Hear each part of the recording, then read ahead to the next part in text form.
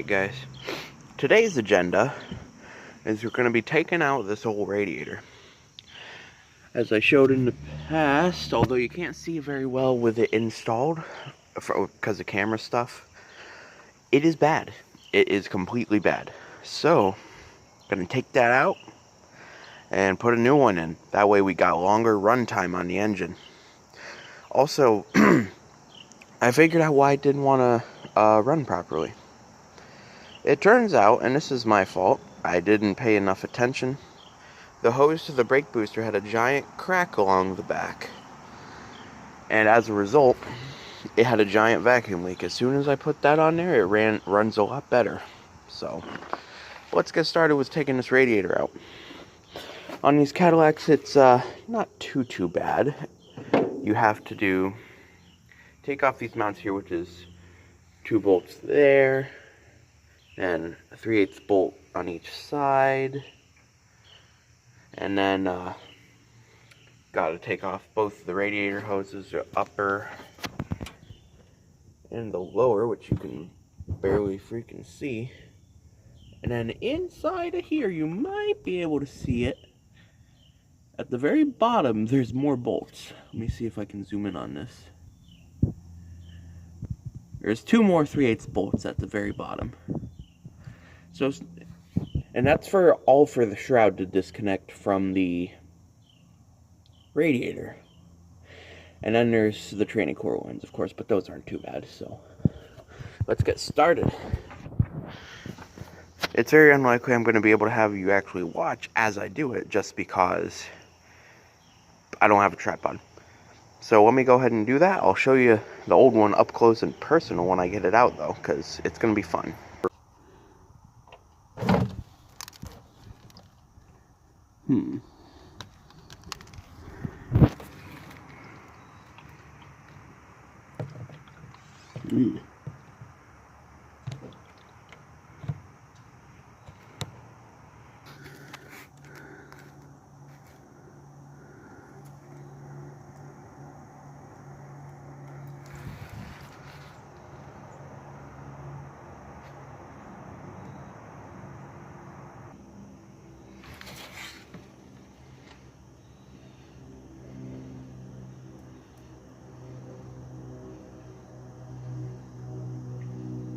So I've been told a wide variety of things about engine oil over the years. One of them is that if you see gray in the oil, it can be one of 2 things: bearing material or water. Apparently, at least what I've heard, is on older engines, sometimes water turns into this kind of gray stuff. What I'm noticing is it's gray, but it's not really sparkly, which isn't the problem I had on the 63 Caddy. You can't even see it, but it's the same problem the 63 had. Good news, that 50-year-old filter is seized tight. Alright, today's been really productive. Failed to get the oil filter off, failed to get the radiator out. Oh my god. Broke the tranny cooler lines because they were seized. That one bolt right there, that evil bolt, is stripped. And I don't have a bolt extractor and it refuses to snap. I'd rather it snap at this point. And the thing is that the little radiator hose connector, whatever, neck, is under there. So you can't just take it out without taking the shroud out. I tried. Let me tell you what, guys. This filter is not playing around. This filter is like, I'm not coming off. Destroyed this thing. Whoops. How? I just drained this thing. Destroyed it. Just trying to get this stupid thing off. And it still won't come off. Had to take the whole neck off, which luckily I actually have a nice replacement for. With a new gasket, so yeah, awesome sauce. Yeah, guys, bringing you in for a closer look. Maybe I'm wrong, but I don't think this radiator is it's working properly no more. I mean, even if it is holding water, would you really want it?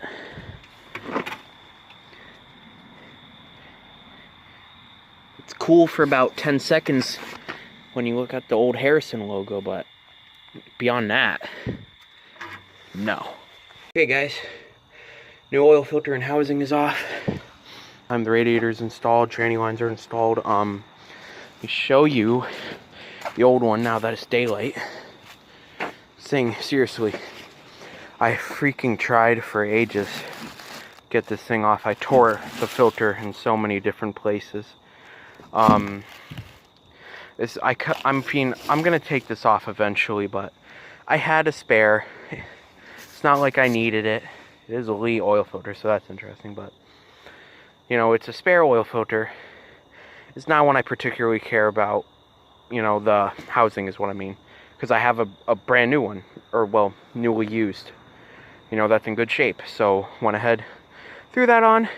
All we got left is the fan. We're not going to put a shroud on for now.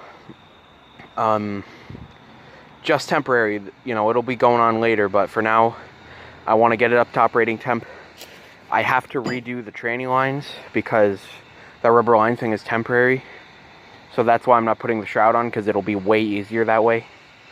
So yeah, let's get that fan on. And we're going to try and get this thing to operating temp and possibly drive it more than a second. And hopefully in better camera angles. So let's get that done. Okay. Let's see what we can do. I don't think the accelerator pump works.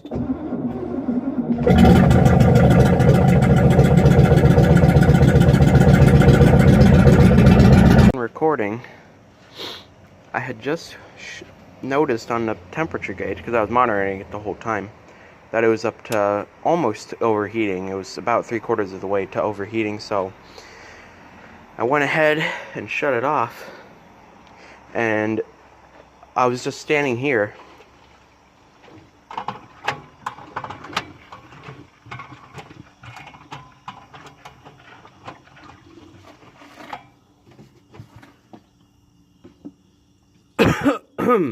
well, I don't know what that fucking was. What the hell was that noise? Well, that was very weird. Could you hear that? I freaking hope so. This thing sounded like a monster. And all of a sudden, coolant goes away. Now it's back, I guess. That is weird. Got some interesting news. The old fuel pump began just randomly working out of nowhere. It hasn't been working in God knows how long, and it just randomly started working, so yeah. Okay. This is awkward, because this thing has like half a tank of gas. But first of all, it's all bad gas, and most importantly, the tank has a hole in it. I know this for a fact. It's a little pinhole, but it's still a hole. And as a result, I don't just want to drain out the gas and reuse the old tank because it has a hole in it. So now I have to figure out what to do about that. It's actually working, but I do not even know what the hell is this. But it is full of it. No idea what this is. This is all that stuff that was all solidified in the thermostat housing. It almost feels like kind of wax, but there's rocks in there. Like actual just rocks. And it kind of feels also like sand. Why on earth there's like sand and rocks in there, I have no freaking clue. I'm not going to reuse this. I mean, this probably usable now that it's cleaned out, but I got another one I'm definitely going to be using instead. Of course, both the bolts snapped when I took it off, but I got a new crossover pipe, so we're going to be good on that front. Speaking of crossover pipe, you can't really see it, but there was no of that like dirt or whatever in the crossover pipe, and there isn't any in the cylinders that I can see either, so we should be good. Of course, that crossover pipe is such a fun job on these Cadillacs, but I guess that's what you get for a luxury car. So we'll be back with another crossover tube, thermostat, and housing. And one more thing I just want to point out. The thermostat's actually got a really cool design. Instead of the traditional, the center just pulls down, it's got this weird door mechanism. It's got like it kind of folds open. I've never seen anything like that before. I wish, oh, focus, come on. I wish I could get another one like it, because that's actually pretty awesome. Dole valve, Morton Grove, Illinois. This is from 1967, I guess, so somebody replaced it early on. Don't know why. There you go. We got this new, well, again, newly used water crossover tube. This thing was rotted on the old one. You know, these were fine, but... And this thing, of course, not only did it have a pinhole here, but it was full of that garbage, so... And, best part, is it comes with a known working thermostat. So let's get this installed and I'll be back. Thermostat's installed. Radiator hose is installed. The compressor's just kind of sat on there for now. Might actually have to lift it up a little bit because it looks like it might be touching the alternator belt, but other than that, we're ready to start. Alright, cool. Got that set away from the belt. Now, we are no longer running the temporary fuel pump.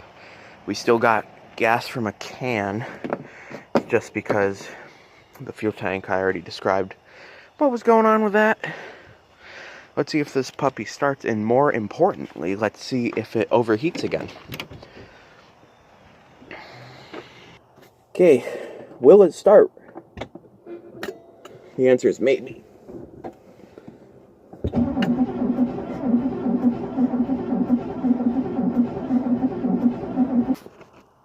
Found a problem. You can't see it, but it ain't got no gas in it. Alright guys, I got it running. It's actually up to temperature. The thermostat's working, nothing's leaking.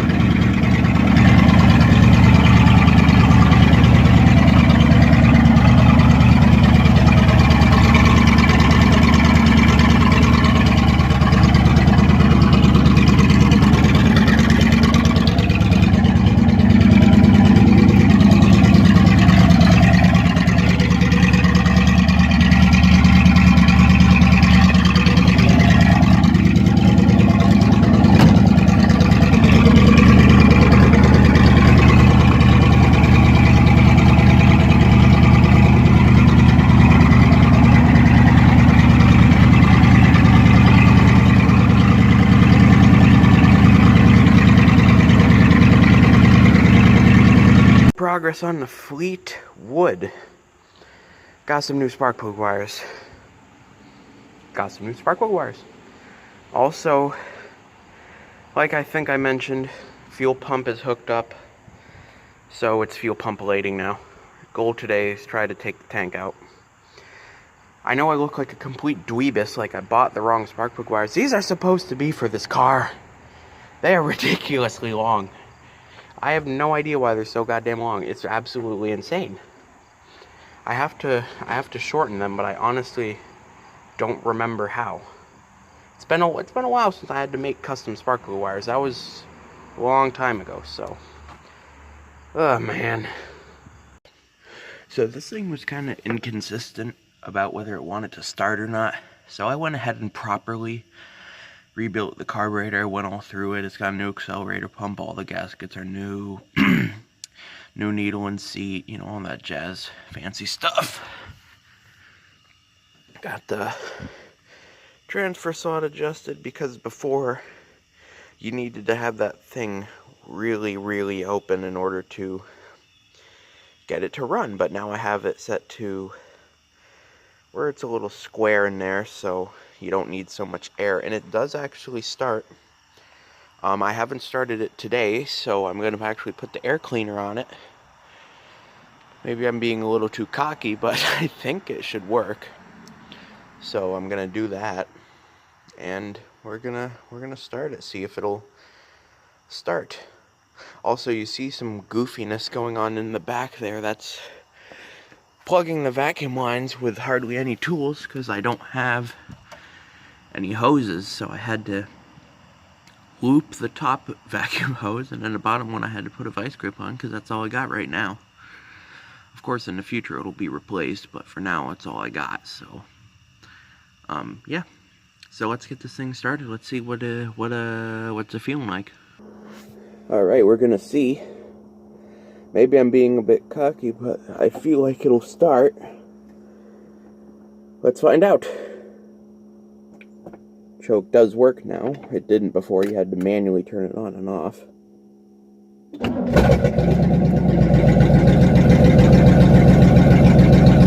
Would you look at that? Like nothing. Right up. What an absolute dream. What a dream. I love this car, man. Whoops. Bumped the key with my knee. Oops. Like nothing. Like nothing. Ah, this makes me too happy.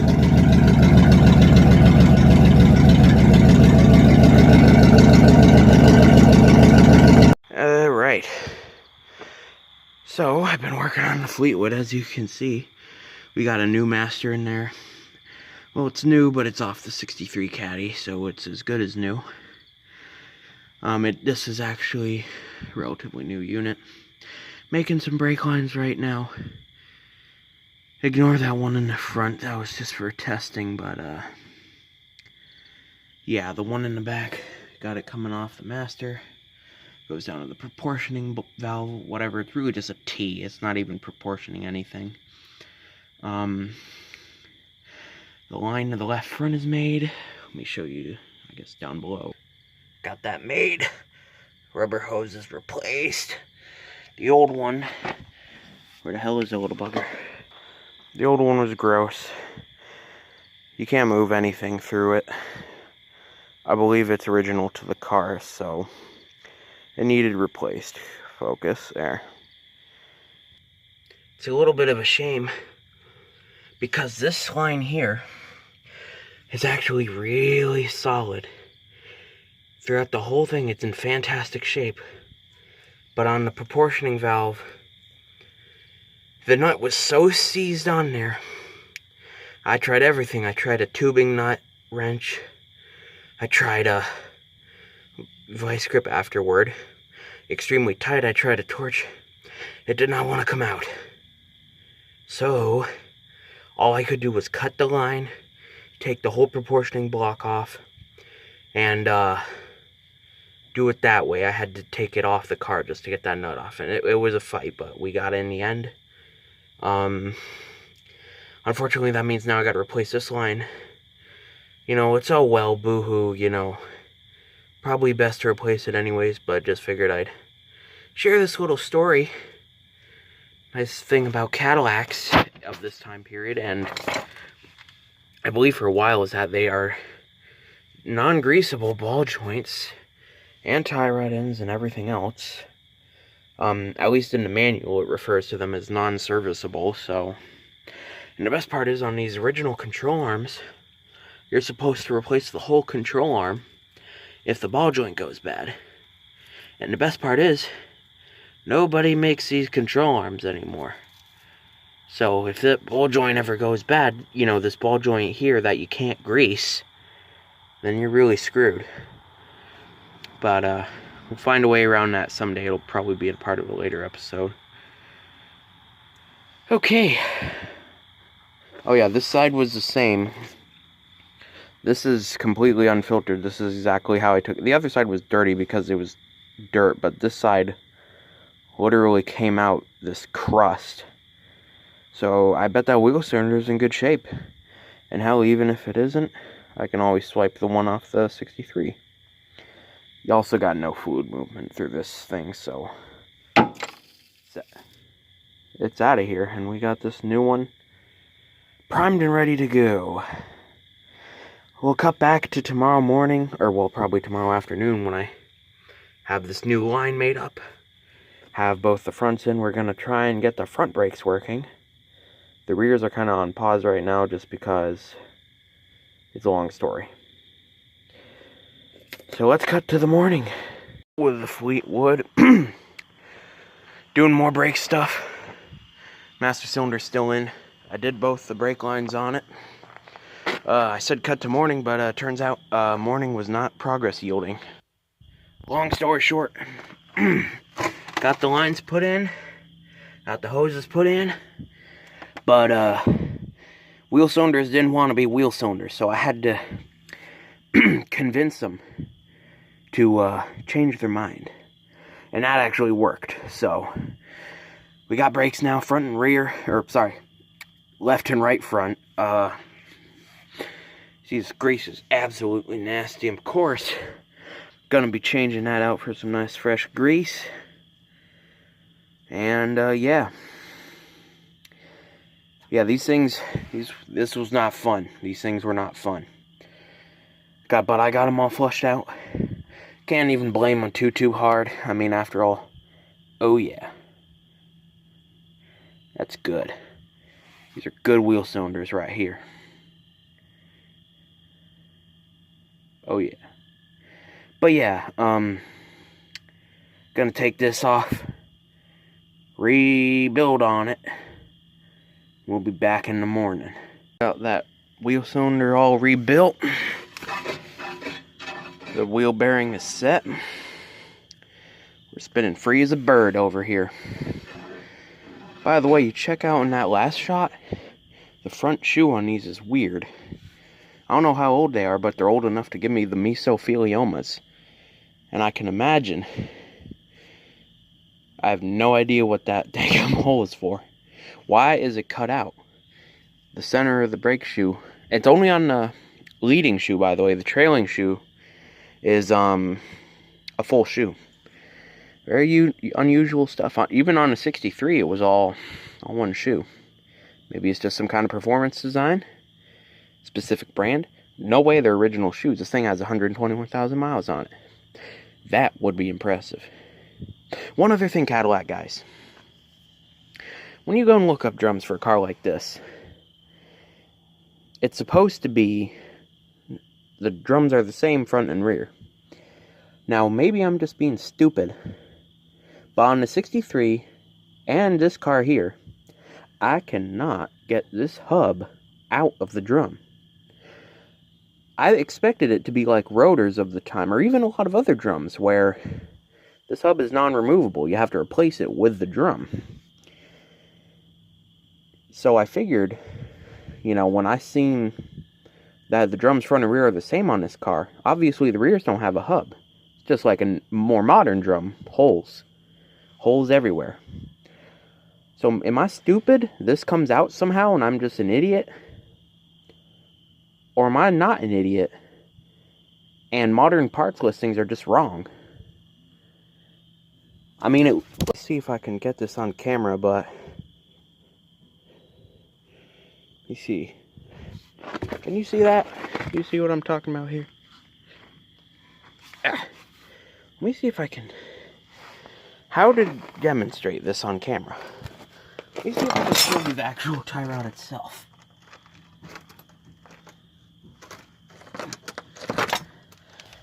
I don't know if you could see that, but to make a long story short.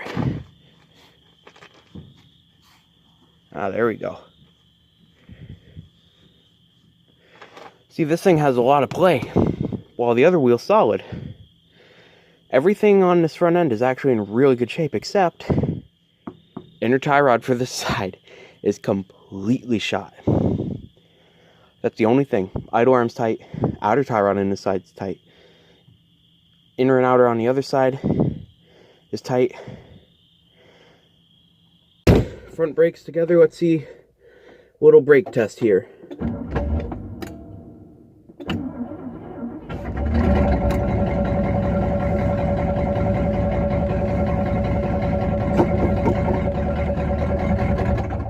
Whoops, my own fault.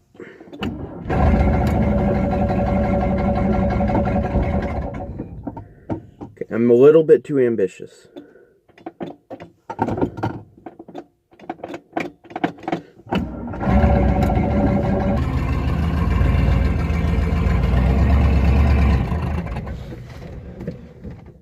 The brakes work, but the engine does not want to run.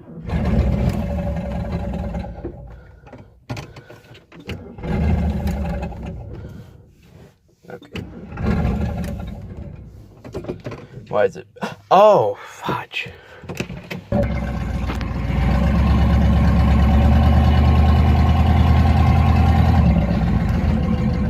Oh, we got brakes. Though this front end is all over the place. Oh, yeah.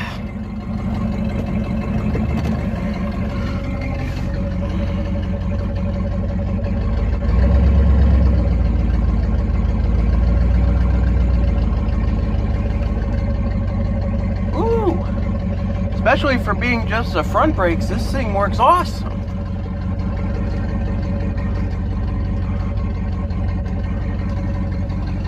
Oh boy.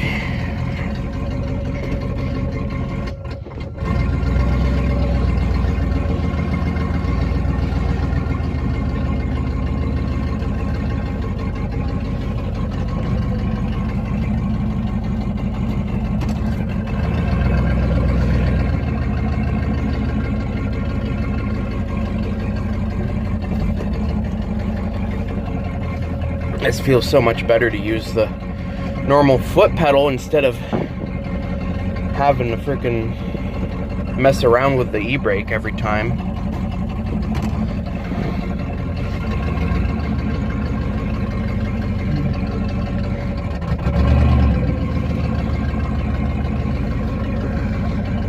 It's not like the brake pedal feels awesome, but I can't even blame it. I mean, I didn't do these brakes perfectly and I still only have the fronts.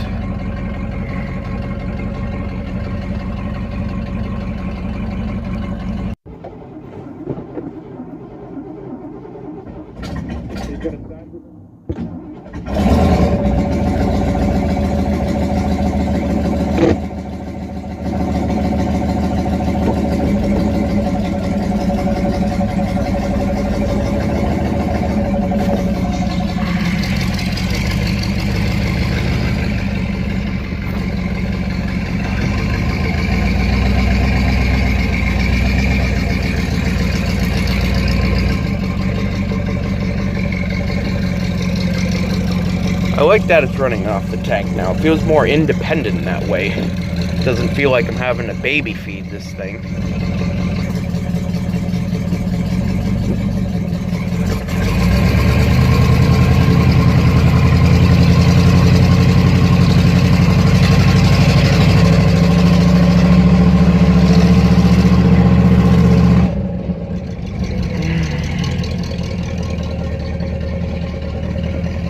Boy, oh boy. The brakes work so good in this car.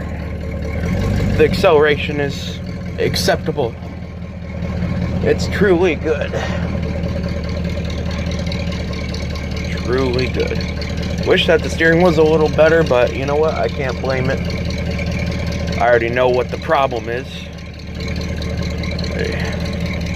It veers really bad. But I can't blame it. I already know what the issue is. The fuel sender appears to at least partially be working. I can't tell for sure. It's on E, but I got about 7 gallons of gas in there. But at the same time, this tank that I put in is not brand new. It's used off the other Cadillac, and it had the same problem because the bottom of the tank is bowed out. You know, well below the sending unit, probably about 4 inches below the sending, or 3 inches, not 4 inches, that's crazy. But it's bowed out about 3 inches below the sending unit, so it's not going to read perfect, you know. Well, it's reading what it knows, you know. So I think that's pretty good. We're not overheating. This thing does not overheat, which is awesome. That's what I really want to see. Fuel is good. Oil pressure on this thing, snap of the fingers and it's off. You know, the oil light, so that's always good. At some point I'm going to put a gauge on it, but it seems the engine doesn't make any knocking or anything crazy, you know, rod knock or lift or tick, and the oil light turns right off, like instantly, so I believe that sensor is working. Generator actually does work too. It's an alternator, but come on, you know what I'm talking about. Generator works.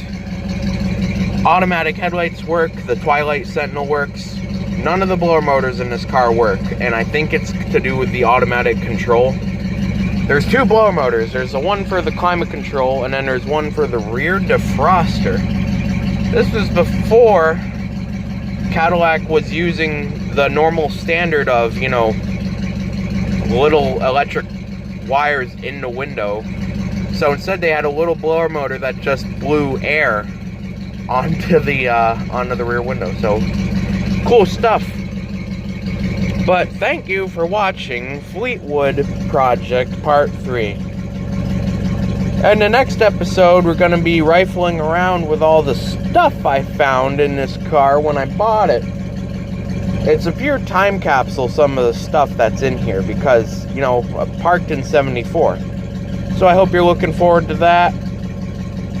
And if you want to see more of this car, you don't want to miss any episodes or whatever, click that button down in the whatever. If you don't like this video or think there's something I can improve, especially the camera quality, let me know in the comments below. And if you do like the video, give it a thumbs up, whatever, you know, YouTube stuff. Have a good one, and I'll see you in the next one. Alright guys, we got it running off of the original pump. And the fuel system is running off of the tank now. You notice I got the return line plugged. It's because the rubber line rotted out. And I used all my 3/8 line doing the for the tank. So I don't have any line right now to put the return on, and I don't have any line right now to keep running it off the temporary tank. So it runs fine. So, you know, that's fine, but yeah, there she is.